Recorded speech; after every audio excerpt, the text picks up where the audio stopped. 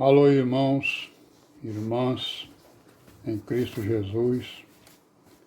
Paz seja com todos nós, nesse dia, que é o 30 de julho de 2022. Vamos dar graças a Deus, né? Por tudo que Ele nos tem dado, pela vida, pela redenção, pelo pão de cada dia, pelos livramentos, pela boa consciência, né, irmãos? Pelo discernimento da igreja, no meio aí dessas religiões. É isso? Discernimento das religiões, da igreja, que é o que nós estamos tentando fazer com essa pequena história aí, né? Tanto da igreja, como daquilo que o mundo pensa que é a igreja, que é o cristianismo aí atual, né? Então eu passei aí 4 dias, né, sem poder fazer esse vídeo, né?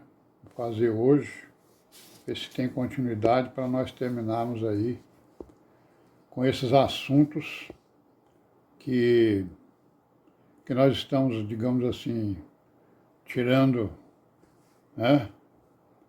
Tirando das covas, né? Para a gente poder fazer uma revisão da origem, né? Desse cristianismo, a origem das religiões que falam em nome do Senhor Jesus. E também das outras religiões, né, irmãos? Que a origem, elas são muito semelhantes. A origem é o quê? A rebelião contra a palavra. É a perversão da palavra, né? Aquele que se rebela contra a palavra está cometendo aí grande abominação diante de Deus, né? Foi o que aconteceu com os fundadores de religiões e com os fundadores do catolicismo romano, né? Do protestantismo, de todas essas coisas aí chamadas de cristianismo, né? Então nós estávamos falando de quê? Estávamos falando aqui estamos falando aqui daquela época entre 300 até o ano 500, mais ou menos, né? Quando aconteceram várias coisas, né?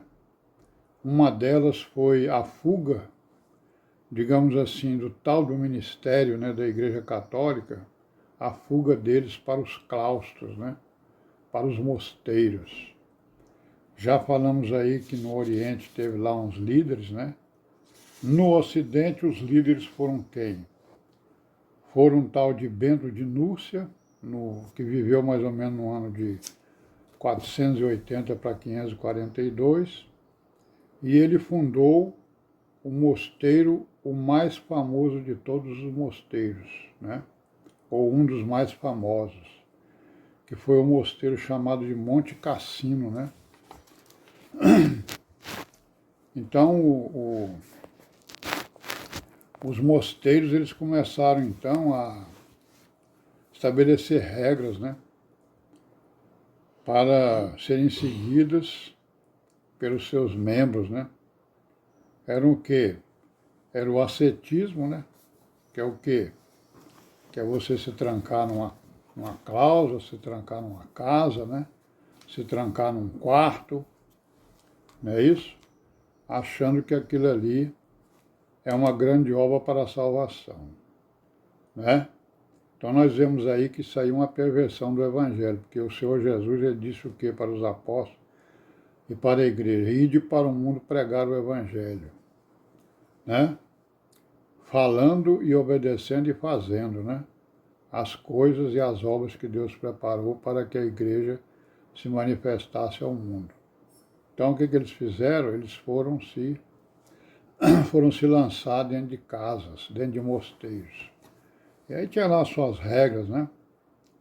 Algumas até interessantes, né? Então tinha o ascetismo, tinha o trabalho dele lá, tinha oração, pobreza, né? Castidade, obediência, cópia de manuscritos, né? Certo? Que incluía os escritos sagrados e profanos, né? Eles só copiavam lá, né? Para não perder os manuscritos. Aí, de certa forma, os manuscritos, digamos assim, das escrituras, foram em boa parte conservados por eles, né? Então, entre os anos 313 e 590, estão vendo aí essas coisas que aconteceram aí com o catolicismo romano, não é com a igreja. Nós estamos falando do catolicismo romano porque o mundo acha que ele é a igreja, né? Tem o nome de igreja, como também os protestantes, né? Com as suas denominações, todas elas têm o nome de igreja, usurpando, né? Esse nome, que é o nome da pupila do Senhor Deus, né? Do Deus de Israel. Então, nesse período, 313 a 590, a Igreja Católica, que já tinha o nome de Igreja Católica, né? Ela passou a ser chamada também de Católica Romana, né? Neste período ainda, o bispo de Roma passou a ser reconhecido como o primeiro entre todos os bispos, né? Certo? E aí ele já era praticamente um papa, né, digamos assim. Como nós já vimos, Constantino, com certeza foi o primeiro papa da igreja, né? Certo? Porque ele comandou várias coisas que aconteceram no seu tempo, né? No ano de 440, um bispo romano, né, chamado de Leão, ele reivindicou a primazia dele, né, sobre os outros bispos, né? Isso já vinha de algum tempo, né? A reivindicação dessa primazia do líder, né, do chamado bispo de Roma. Então esse Leão aí ele reivindicou para ele. No ano de 330, Constantino transferiu a capital do império, né, que era Roma, transferiu para Constantinopla, né? Ficou como a capital do império no Oriente, né? E Roma como a capital do Império Romano no Ocidente. O que aconteceu com Roma? Ora, a corte foi toda para lá, para Constantinopla, né? Aconteceu o quê? Provocou um vazio de poder em Roma, né? Um vazio do poder imperial no Ocidente, em Roma. E este vazio, né, foi ocupado pelos bispos de Roma, né? Isso aí em política acontece muito, né? Quando há um vazio de poder, esse vazio é ocupado por alguém, né? Então, no caso aí, como houve um vazio de poder em Roma, aí o bispo de Roma começou a ocupar esse vazio e esse poder, né? Até que esse bispo aí que nós falamos nele, o Leão, né, se tornasse um líder religioso e político, né? Respeitado pelas populações por suas atitudes frente aos bárbaros, né? Era um homem inteligente, né? Era um homem político. Então ele resolveu várias questões que apareceram lá em Roma. Se os irmãos quiserem descer a detalhes, é só procurar aí, né? Nos livros, na internet, conforme eu estou fazendo.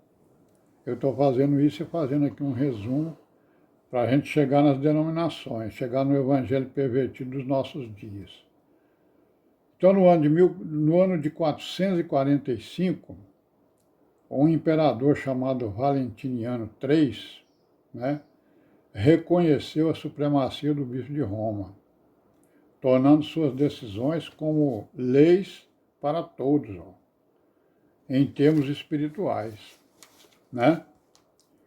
Então, o que o bispo de Roma, né, que já era chamado de Papa, né, ou era reconhecido como Papa, as suas decisões passaram a ser respeitadas por todo o império. Por quê? Porque um imperador disse que isso era de bom alvitre, né?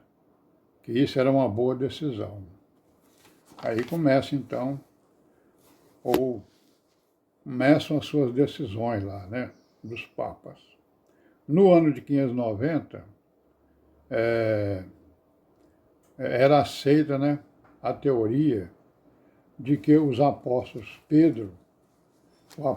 Pedro foi o primeiro bispo de Roma, né, e o primeiro papa, com seus sucessores apostólicos, né, carregando este título que significa pai de todos, né. Então lá no ano de 590, começaram então a fazer as listas papais, né?